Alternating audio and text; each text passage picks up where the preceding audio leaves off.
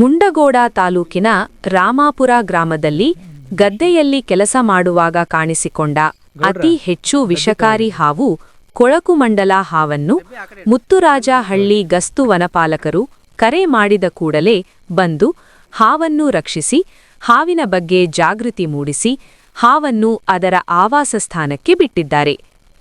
ಕಾರ್ಯಾಚರಣೆಯಲ್ಲಿ ಅರಣ್ಯ ವೀಕ್ಷಕ ಜಗದೀಶ ಗೌಡರು, ಶ್ರೀಕಾಂತ್ ತಿಪ್ಪಣ್ಣ ಪೂಜಾರ್, ಸುನೀಲ್ ಫಕೀರಪ್ಪ ವಡ್ಡರ, ಚಂದು ಸಿಕಾರಿಪುರ, ಲೋಹಿತ್ ಇಂದೂರ್ ಇತರರಿದ್ದರು.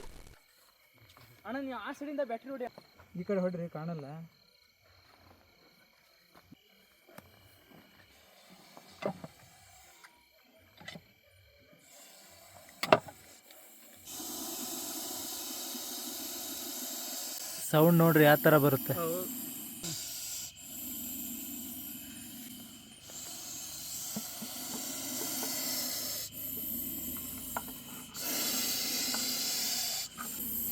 ಬರ ಹೊರಗ